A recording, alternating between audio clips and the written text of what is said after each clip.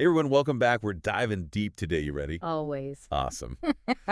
So we're tackling Francis Chan's letters to the church. We've got a lot to work with. His book, of course, some sermons, even a few interviews. Should keep us busy. Oh, yeah.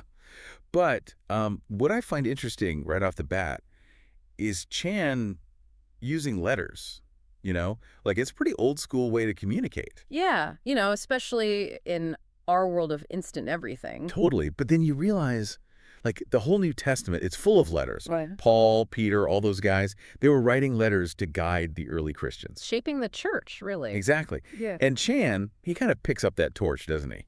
But he definitely brings his own, fire to it. I mean, this guy's known for being a passionate pastor, always pushing people to think deeper, Oh, yeah.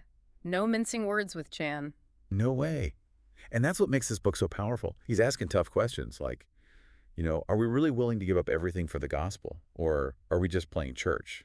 Yeah, that's the kind of stuff that makes you stop and actually think. Makes you uncomfortable, even. For sure. And then he connects that whole idea of sacrifice with radical love, which, wow, that's a different kind of love than what I'm used to. It's not just a feeling, right? It's action. Like, he talks about actually selling your possessions to help someone in need, putting your money where your mouth is, even if it means, sacrificing your own comfort. Yeah, I mean, that's not the love thy neighbor I learned in Sunday school. So it's intense. Yeah. But it's also challenging. Like, it makes you want to be better. Right. Like, his definition of authentic faith follows that same line. Yeah. Yeah, he says it's not about, going through the motions or looking good on the outside. Exactly. It's about a genuine personal relationship with Christ, the kind that changes you from the inside out, Yeah. And that change, it should show up in how we live, how we love, even when it's hard. Right. Because, like he points out, sometimes Christianity today can feel, I don't know, kind of like a social club, where it's more about fitting in than actually living out your faith. Okay, but honestly, that sounds like a pretty high standard. Can people really live up to that, this radical love, constantly examining their faith? Oh, he gets that. It's not about guilt-tripping anyone. More like, take small steps. Small steps, okay. Yeah, like he writes, start by loving the person right in front of you. Don't try to save the world. Just, be Jesus to the people around you. I like that. Focus on what you can do, where you are. Right. Speaking of people around you, you mentioned community earlier, and Chan talks a lot about the church's role in all this. Yeah. What does he actually say about that?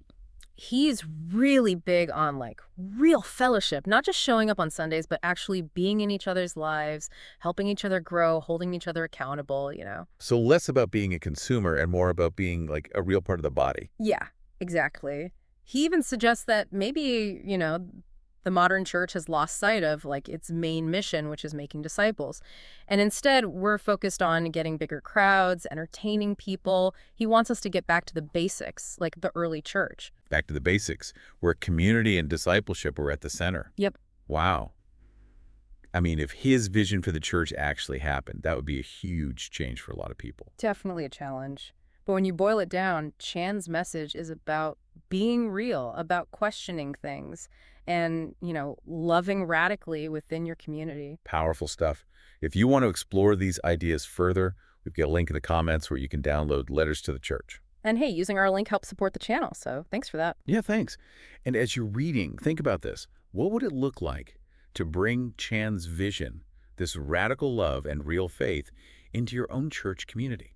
That's a good question to ponder. Maybe even talk about it with some other Christians, see what they think.